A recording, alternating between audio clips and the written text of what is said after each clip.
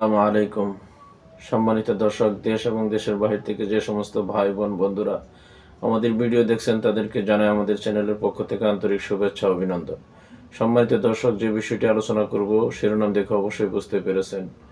প্রিয় দর্শক, যে বিষয়টি আমি আলোচনা করব তা অবশ্যই বুঝতে পেরেছেন। তা হচ্ছে যে সকলেই ভালো করেই জানেন, বাংলাদেশে কিন্তু একদল লোক আছে যারা সর্ব অবস্থায় ইমামের পিছে লেগে থাকে। এরকমই একটি লোক ইমাম সাহেবকে অপমান করেছিল, যার কারণে এলাকাবাসী ওই ব্যক্তির বিচার করেছে। শুধু তাই নয়, বিচারের মধ্যে এক পর্যায়ে এরকম জুতাপেটা করেছে যাকে হাজারো জনতার মাঝে অপমান, অপদস্থ, অপমানিত করেছে। আলহামদুলিল্লাহ, বিচারটি আমার খুব পছন্দ হয়েছে। চলুন আগে বিচারটি দেখিয়ে নিয়ে আসি, তারপরে বাকি কথা বলি। চলুন দেখে আসি।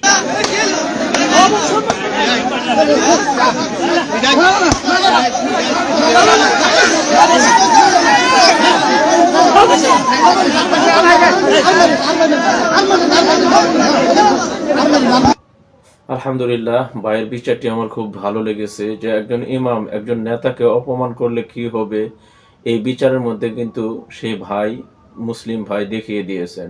এইভাবে যদি একের পর এক যারা ইমামকে অপমান করে, ইমামকে অপদস্থ করে তাদের বিচার করা হয়, আমার মনে হয় বাংলাদেশে আর কোনো ব্যক্তি ইমাম সাহেবের বিরুদ্ধে কথা বলতে সাহস পাবে না।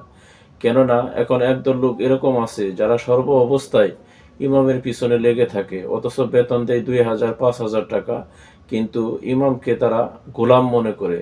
তারা ইমামকে মনে করে তারা যেভাবে বলবে ইমাম সেভাবেই চলবে। আলহামদুলিল্লাহ, বাংলাদেশে যদি যারা ইমামকে অপমান করবে এভাবে যদি বিচারের ধারাবাহিকতা চালু হয়ে যায়, তাহলে বাংলাদেশের ইমামকে আর কেউ অপমান করতে পারবে না। তাই আমি চাই বাংলাদেশের প্রত্যেকটি এলাকায় এরকম বিচার হোক। সম্মানিত দর্শক, আপনারা চান কিনা, আর এই ভিডিওটি আপনাদের ভালো লেগেছে কিনা কমেন্ট বক্সে অবশ্যই জানিয়ে দিবেন। আর আপনারা যদি আমাদের চ্যানেলে নতুন দর্শক হয়ে থাকেন, নিত্য নতুন ভিডিও পাওয়ার জন্য চ্যানেলটি সাবস্ক্রাইব করে পাশে থাকা বেল বাটনটি বাজিয়ে দিবেন। এই আশা ব্যক্ত করে ভিডিও এখানেই শেষ করছি। আসসালামু আলাইকুম ওয়া রাহমাতুল্লাহি ওয়া বারাকাতুহু।